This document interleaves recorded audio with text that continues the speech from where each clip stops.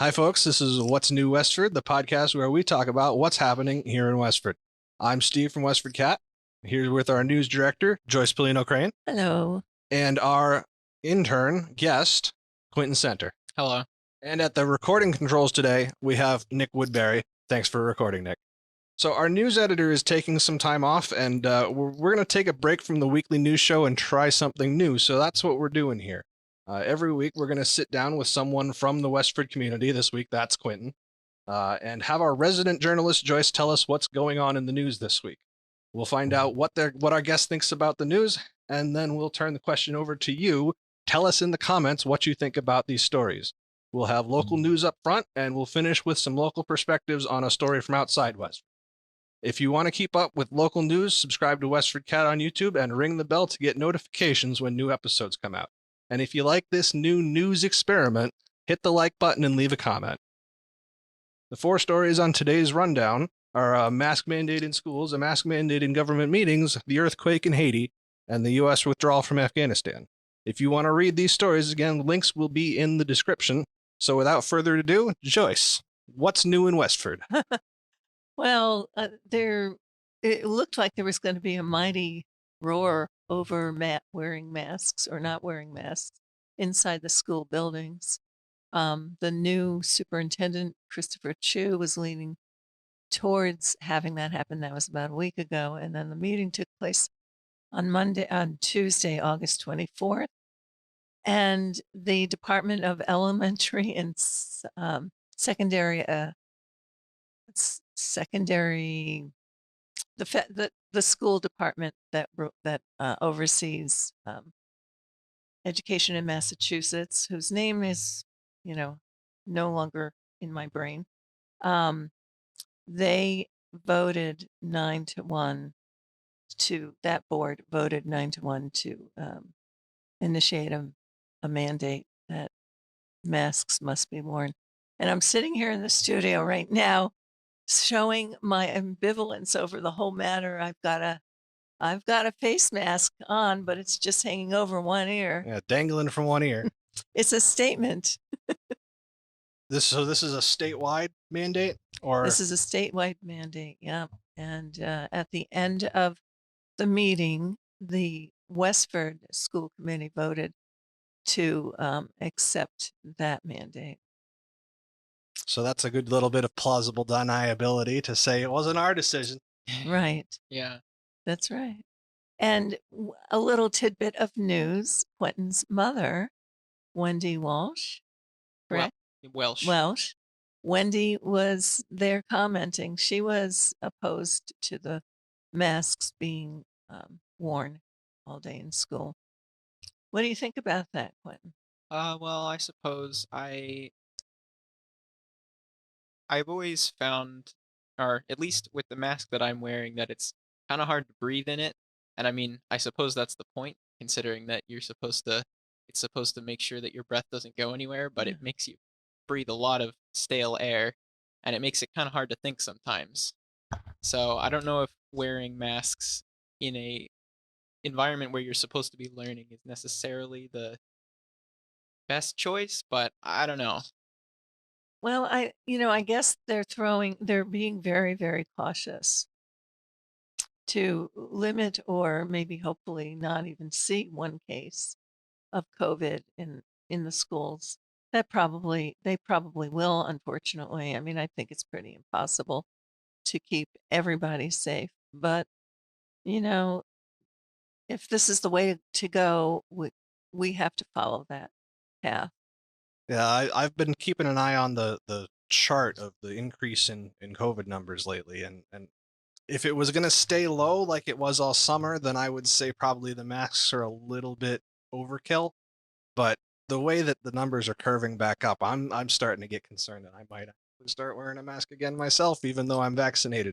There's some concerning things that I've been hearing about breakthrough cases in the COVID and the Delta variant. The Delta variant is moving fast. It's looking like it might be a worse winter than we were anticipating all summer. So we'll hopefully not go there.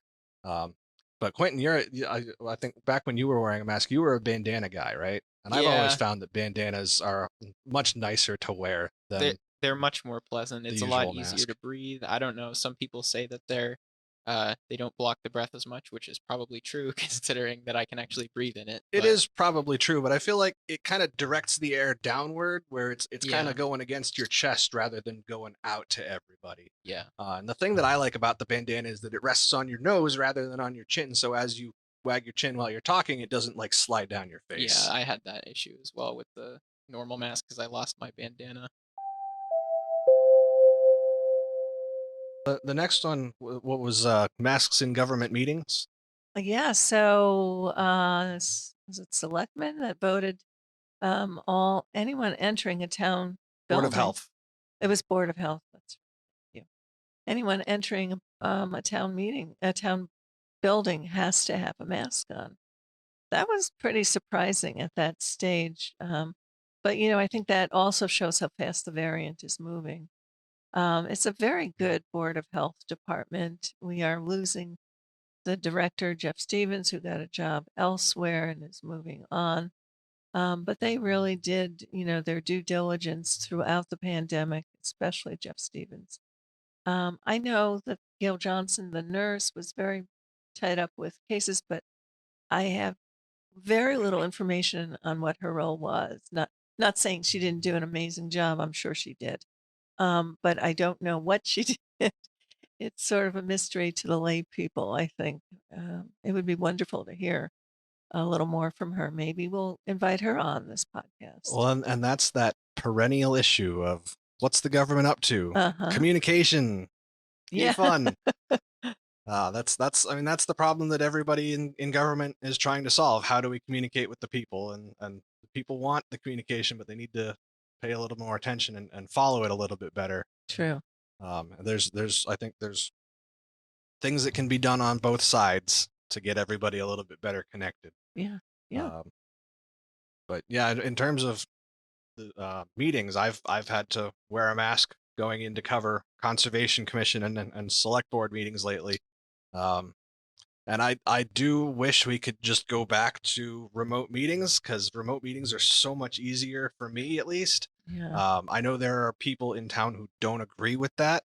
Um, there have been people who have showed up to the meetings and expressed their happiness that we are back in person. But I like the remote participation. And from what I saw, I think we actually got better attendance at those meetings. There were more people signing on and actually following the meeting. And I see the view counts on YouTube when we Mm. live stream and on our channels. Um, Not a whole lot of people were watching before things went virtual, and then once things were completely online, you started seeing a couple dozen people up to 100 people at a meeting. Um, and that I think is a good improvement for just making it easy for people to pop in and figure out what's going on. Oh, absolutely. It's so convenient to just sit in your, den or wherever you are and turn on the committee meeting and watch it and really know the service you and Nick Woodbury, provide to this town is extraordinary. And I wish people understood more of, what the effort that you make to bring that video to their homes. Well, and that's a good moment to advertise that people can understand more. They can come in and learn how to use the equipment. I am happy to teach anybody who wants to record government meetings how to use our equipment at the town hall, and you can record the Diversity, Equity, Inclusion Committee. You can do the Conservation Commission for us, although we have a guy who's sometimes doing that. I mean, there's a lot of committees in town, Yeah. and we always want to cover as much as we can, but we have limited manpower. So if people want to get a committee covered, I'm happy to teach them how to use that equipment and they can come in and record. Um, Particularly with everything being back in person, it's now becoming a manpower issue that we were covering a lot of meetings Yeah. while everything was virtual. And now it's become a little bit more difficult to get the manpower out to the meetings to get them all recorded. So anyone listening who wants to help out, send me an email, sedwards@westfordcat.org, and I will get you trained up on the equipment. And while we have Quinton, let's talk a little bit about what you did here at Westford Cat. I would see you in the mornings sometimes or whenever I got here, and you were very quietly working at a computer. What were you doing?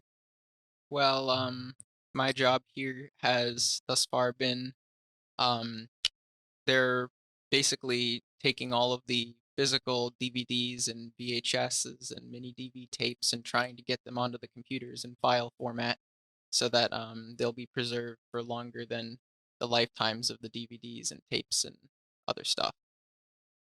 That's really wonderful because, when I write a story, some of the stories in this town are very complicated, very complex to explain. And in my mind, I'm getting that as I'm trying to be as accurate as humanly possible because I believe that what I'm doing today is tomorrow's history. And so as long as you see it that way, you really, really, really value what you're doing and you want to do it right. Uh, yeah. So thank you for archiving them because they're going to come in handy sometime. I know my son, what my younger son, when he did his Eagle project, he used newspapers to find out, he was looking for the veterans' graves. They were going to mark them. And the only resource he had were these old Westford newspapers. I don't know if it was the Wardsman or a different name at that time, but that was key to his success in that project. Well, and Quinton, you've gotten a very solid education in local Westford government from watching a lot of those tapes, haven't you? 'Cause, I have. I think when you first came in, we had like 2 whole boxes full of VHS tapes of old select board meetings, and you powered through all of them. Yeah, and you have to watch them in real time because there's no other way to convert a electromagnetic tape to a DVD or a file correctly. Yeah, so I mean that's been a big project for us for a long time, and thank you for finally getting it off my plate. Um, is there anything interesting you've learned about the town through those tapes? Well, nothing that comes to mind right now. I suppose I've just become a lot more familiar with some of the, various important events throughout the history. I can't think of any specific ones right now, but I just feel like I know a lot more about the town than I did before, Yep. which Well, is and cool. just earlier today, we were watching a old recording of what was it, a planning board meeting where they were talking about cell phone towers being Ah, installed, the yeah. 4G towers. Yeah, Yeah. all kinds of interesting history hidden in those tapes. Thanks for sticking with us, folks. We're going to take a quick break and be back after a word from our station.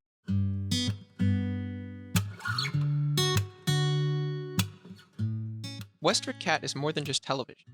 We have the equipment and knowledge to help you get started as an independent media creator. Find us on YouTube for local news, Westford Academy sports, and media content created by Westford neighbors and friends. Or look up our website at westfordcat.org for details about the station and how to get involved. Funding for local media is on the decline, so if you appreciate our work, please become a member of the station or make a tax-deductible donation to support local media. Links are in the description. Thanks for tuning in.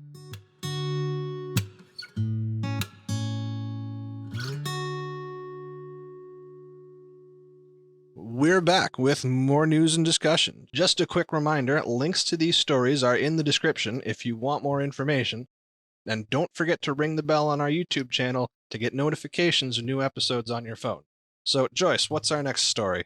Well, I did want to just mention, we don't have to talk about it in depth. I don't really know enough, but in Kabul today, there was a bomb that went off, and the latest count is 12 U.S. Marines are dead, along with other people there. But it's just, I'm a mother. I have a son in the military. It's so upsetting. It's so upsetting to watch, this type of thing happen. And all for what?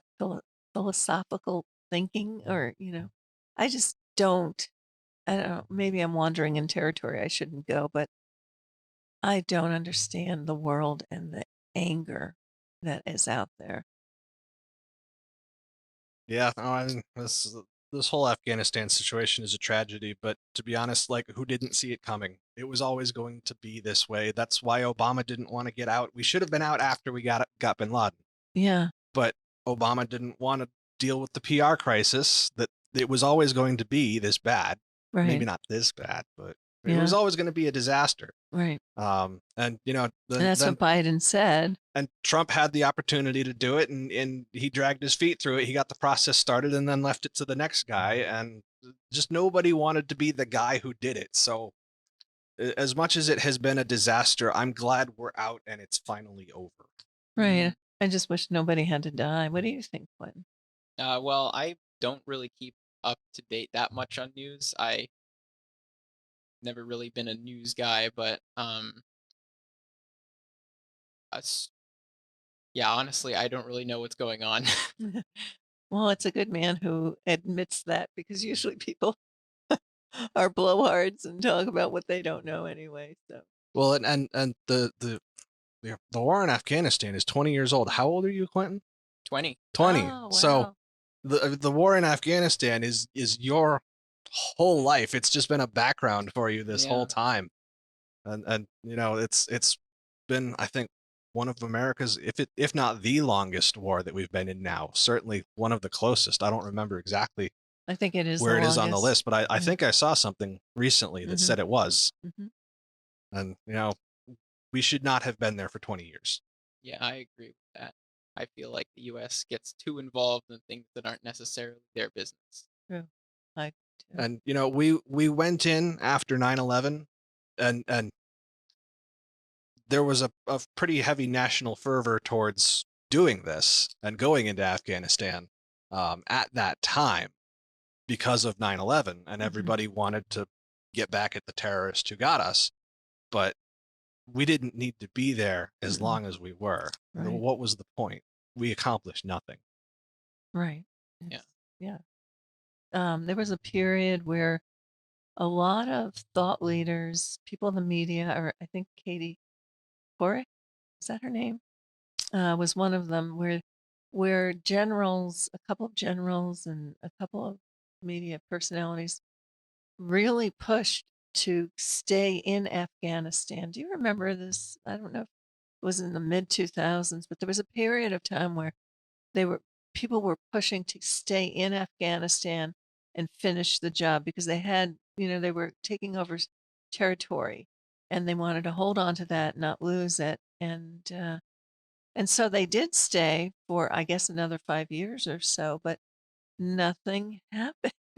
Yeah, well, and you know, that's been the story. The generals all say if we pull out, then we're gonna lose all of this good stuff that we've done. It's like, what good stuff? Like, what's the benefit of continuing to be there? It's going to be a disaster when we leave, but it's an ongoing disaster that we're staying. Yeah.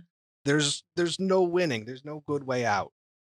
That's exactly right. There was no good way out. So I do hope that those who lost loved ones in this war um, find peace and carry on. Um, it's just heartbreaking to think about it all. And it's our other heartbreaking story for the day. Did you want to talk about Haiti, who just cannot Oh, catch a break as a I country? I am so I haven't read anything recently, because I can't bring myself to read these articles anymore, because it's all about, death, dying, the earth shattering. I just they suffered a terrible earthquake several years ago. Do you remember the year?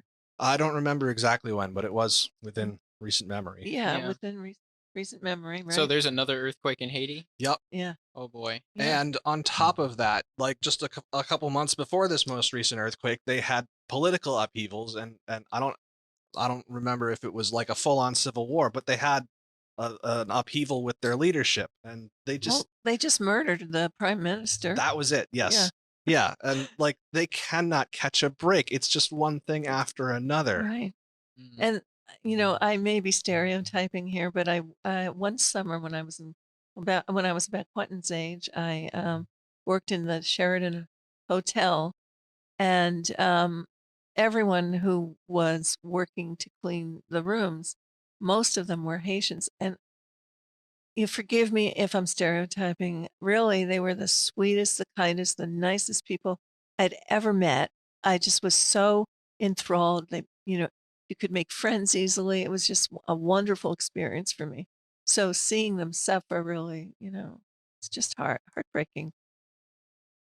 Yeah, and if you really go and kind of dig through the history of Haiti and how it was created and all the colonialism, Oh, really? it's a ongoing humanitarian disaster from its inception. And because the island is divided between Haiti and the Dominican Republic, and Yeah. the Dominican Republic was the wealthy, I think, controlled by the French, was the wealthy end of the island, and um, they did absolutely nothing to help the people on the other end of the island when they had all these problems, and it has just soured relations, and it's not a good situation. No. I know many people, movie stars, celebrities, um, did donate a lot of money, a lot of effort, and I think that it's obviously now it has to be ongoing, but I think it still was even before this last earthquake. So people do care, but I don't think any governments really stepped in. Did the U.S.? I don't know if the U.S. put any money behind their concern or, I haven't heard anything about it. yeah, guess we'll have to look that one up. So, yeah, that was our last news story there, Steve. That was our last news story. Is there anything that either of you want to bring up before we close? Can't think of anything. All right. Thanks for listening, folks. We hope this leaves you a little better informed about your town. If you liked this episode, tell YouTube to share it with your neighbors by hitting that like button and tell us what you think about these stories in the comments below. Thanks again to Quinton for joining us and to Joyce for telling us what's new in Westford.